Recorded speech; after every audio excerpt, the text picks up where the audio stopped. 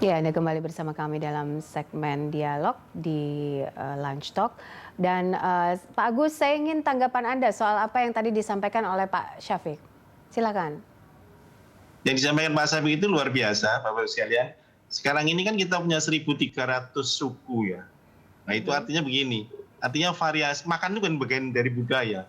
Nah kalau mereka budayanya makannya itu berbeda-beda, pendekatannya harus community ini. Ya kan gitu kan. Masalah etnografi, data-data etnografi kesehatan, khususnya kesehatan ibu dan anak, dan di dalamnya biasanya menampilkan juga data-data konsumsi gitu ya, apa yang tidak boleh makan, apa yang tidak boleh dimakan dan sebagainya itu harus mendapat bimbingan dari petugas yang tahu gitu ya. Petugas yang tahu nanti siapa ya? Tentunya orang gizinya Kemkes yang ada di lapangan yang akan dikoordinasikan oleh BKKBN dan sebagainya. Nah komitmen-komitmen yang terkait berbasis budaya ini harus diikuti juga dengan komitmen-komitmen tokoh agama, tokoh suku, pemerintah lurah setempat. Yang mendasar saja sampai grassroots-nya itu ya. Ibu BPKK, saya kira peran-peran Ibu BPKK, apapun nama konteksnya menurut suku itu, gitu ya, ibu kepala suku dan sebagainya, itu punya peran penting kalau mereka diajak bersama-sama bagaimana menggali potensi makan untuk 1.000 hari pertama kehidupan mereka itu. Jadi bahkan tidak hanya 1.000 hari pertama, remaja itu sasaran kita. Ya. Kalau kita ingin mengukur tahun 2024, maka sebenarnya remaja yang belum kawin saat ini, yang pasti nanti 80% ingin punya anak itulah sasaran kita yang utama.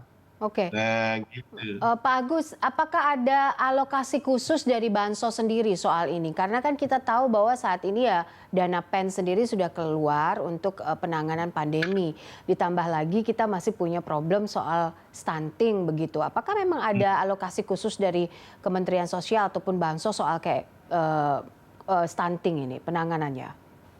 Iya, program-program yang dari Bansos ada yang khusus untuk stunting. Ya, agak khusus stunting. Jadi seluruh keluarga penerimaan manfaat, ya, itu yang ada khususnya ada ibu hamil dan sebagainya, itu sudah ada program-programnya. Ada 17 KPM yang untuk hal ini. Jadi program Jadi memang tadi di awal sudah saya jelaskan tadi bahwa memang benar. Jadi program-program Bansos itu sebenarnya tujuannya untuk mempertahankan konsumsi, jumlah konsumsi.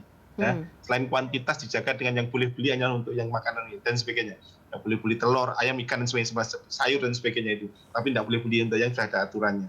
Sudah ada aturan mana yang boleh dibeli, mana yang tidak. Tujuannya adalah supaya akses dan jumlah yang diterima, yang dimakan oleh 1.000 hari pertama itu ada. Jadi sudah bantuan langsung tunai pun juga ada. Tadi di situ maka luar biasa, Kemensos sudah banyak melakukan hal terakhir tadi. Ada 10 juta KPM yang menerima bantuan langsung tunai dan sebagainya. Oke. Itu Mbak. Baik, Pak Syafiq, kalau diperhatikan dan dilihat, ini daerah mana saja yang harusnya bisa menjadi fokus pemerintah dalam penanganan stunting yang lebih dalam. Kemudian soal apakah memang harus, tadi kan sudah ada alokasi khusus sebenarnya untuk stunting ini, tapi lebih spesifik lagi begitu soal kualitas dan kuantitas gizi yang masuk ke anak-anak dan juga balita sejak dari dalam kandungan hingga 1.000 hari ke depannya, ini kan berpengaruh sekali terhadap gizi anak. Ini seperti apa input yang bisa Anda berikan? Ya, jadi kalau ditanya sebaiknya fokus di daerah mana, ini agak susah. Karena di Indonesia ini rata stunting itu. Ya, dari barat sampai ke timur, di pedesaan, di perkotaan, di pantai, di pegunungan, semua ada. Jadi ini artinya saya kira kita tetap dari segi targeting tentu sudah ada data ya, data prevalensi stunting paling tinggi di mana dan seterusnya, itu data sudah ada, mungkin sampai level desa bahkan. Nah ini yang harus dipakai sebagai dasar penetapan, kemudian nanti ada mapping ya, pemetaan kira-kira masalahnya apa di sini, di tempat lain apa masalahnya, pendekatannya harusnya seperti apa. Nah mapping yang sifatnya nasional ini tentu harus dilakukan bekerja sama dengan pemerintah daerah. Jadi dalam hal ini pemerintah daerah juga sebagian daerah ya, saya kira mereka sudah punya peraturan atau regulasi untuk mengatasi stunting. Kenapa peraturan-peraturan ini penting? Ini sebagai legal stand, sebagai dasar hukum untuk alokasi anggaran. Jadi jangan sampai programnya hebat tapi anggarannya atau sumber dayanya kurang. Saya hanya ingin mengingatkan program-program bagus itu masalahnya ada 3 nih. Kenapa seringkali atau beberapa kali ada kita temukan tidak berjalan. Yang pertama, memang kurang resources. Jadi baik itu sumber daya dalam pengertian finansial, anggaran tadi, atau sumber daya manusia, atau sumber daya yang lain. Oke. Ya, jadi itu lack of resources. Yang kedua, Mbak, yang kedua adalah adanya kekurangan kapasitas. Jadi sumber daya manusianya tidak punya capacity untuk deliver itu. Ya. Nah, ini tentu perlu latihan dan seterusnya. Yang ketiga adalah adanya resistensi.